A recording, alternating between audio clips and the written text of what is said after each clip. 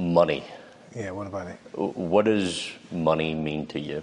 Paper blood. Paper? Yeah, I don't know. It's just, I don't know. It's just, I don't know. I never look at it that way. I've never been really a money type of guy that put a great emphasis on it. You know, I never really, I come very, from a broke background. So I never really had great emphasis. I never really learned the art of handling money as a kid. You know, that's an art. That's why only a few people maintain it, because it's an art, and I never possessed it at that time. You said you haven't been a money type of guy, and it's interesting.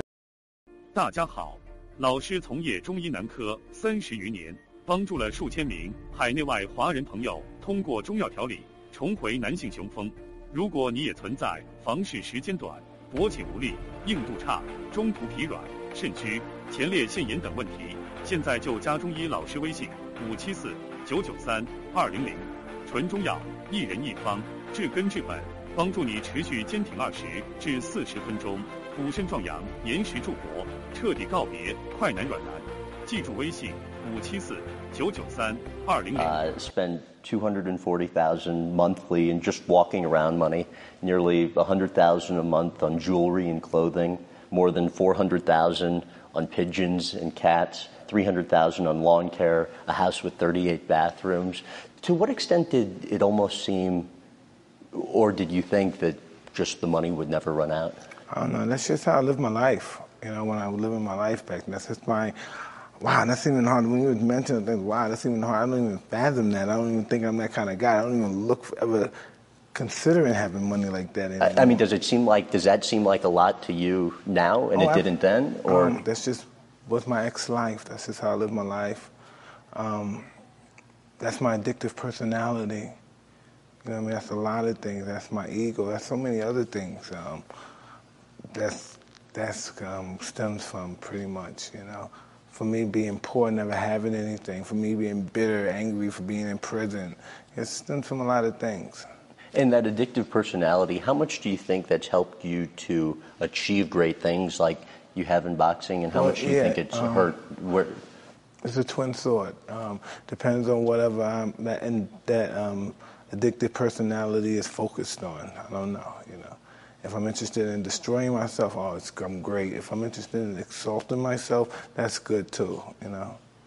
With regards to money, you've gone from being fabulously wealthy to at one point basically losing it all. What has the peaks and valleys of that allowed you to learn about money? I was interested in art and possessing it. I just was a young kid having fun. What do you consider a lot of money to be? I don't know, $1,000. Oh, please. You know, anything. Anything. Do these figures sound correct? Made around $400 million during your career? I don't know. It could have been.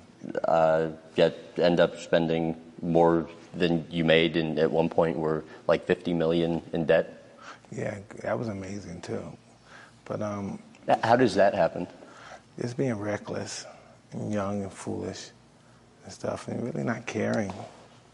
Was it not caring or not having the sort of, you know, we talked yesterday about role models and having the support system. I never had a good support system, right. So what I normally, I can't really blame anybody, even though you got to have carried the weight of a fool by yourself. Other people contribute, but I blame everything on myself, you know. It's not like I've been sucking. I had a good time too. Sure, but and that's obviously the responsible thing to say, but do you, I mean, ever wonder how things might have been different if you had that support system like the one you're giving your kids now? I don't know. I'm just happy the way I am now, I guess. I'm pretty content. You know, I don't too much dwell on what I was and in the past. How are you doing now?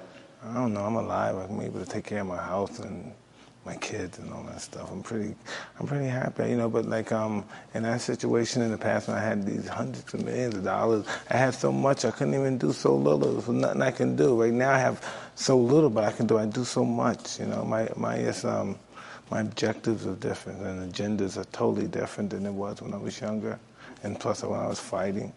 And interestingly, along those lines, obviously few people in this world ever attain the kind of wealth that you enjoyed. How satisfying was it, though? it's like the drugs. You might as well say you have it all, but it's still that empty hole that you're trying to fulfill. That's an interesting subject. It's just you spend as much as you can to try to get that satisfaction, fulfill that hole. It just is bottomless.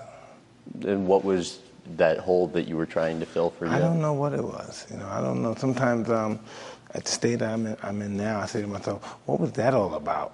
What was that period all about? What was the late 90s? What was that all about? What was I angry about? What was I depressed about? What was I seeing all these? What was that all about? What was that ear biting? What was all that stuff all about back there? What was wrong with me?